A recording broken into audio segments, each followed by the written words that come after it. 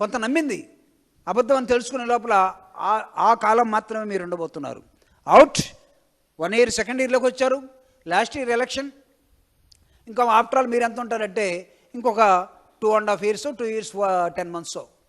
2 years 10 months ఉండే ప్రభుత్వం ఇంకా ఎన్ని అబద్ధాలు చెప్తుందో, ఎన్నిసార్లు. నాదెండ్ల మనోహర్ మన క్యాబినెట్లో ఐఎమ్ సారీ, మీరు ఇక్కడ తీసుకున్నటువంటి ఈ రాజధాని ఇంకొక 50,000 ఎకరాలకి మా పార్టీ అన్నిదా భావించవద్దు, మేము సహకరించలేకపోవచ్చు. వాటిది చేతులు ఎత్తేయటం.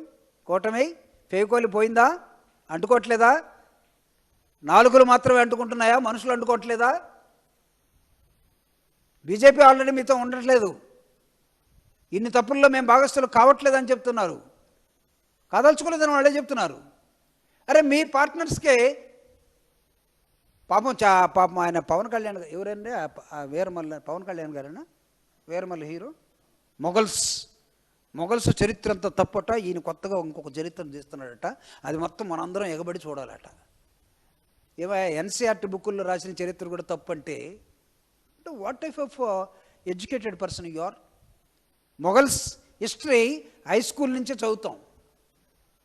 మోడర్న్ హిస్టరీలో, మిడివల్ ఇండియాలో, లేకపోతే ఏన్షియంట్ ఇండియాలో అనేకమైన చరిత్రలు చదువుతాం మనం. మొఘల్స్ హిస్టరీ తప్పట. ఈయన తీస్తున్న సినిమా నిజమట.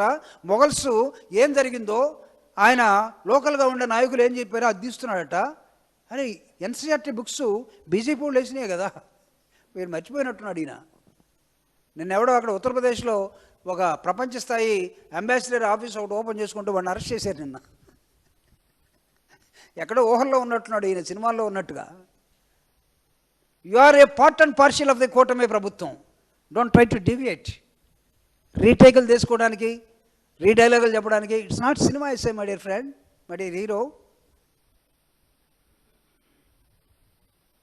పాలిటిక్స్, ప్రజల్లో జీవించడం పాలిటిక్స్ అంటే. అప్పుడప్పుడు వచ్చిపోవటం కాదు.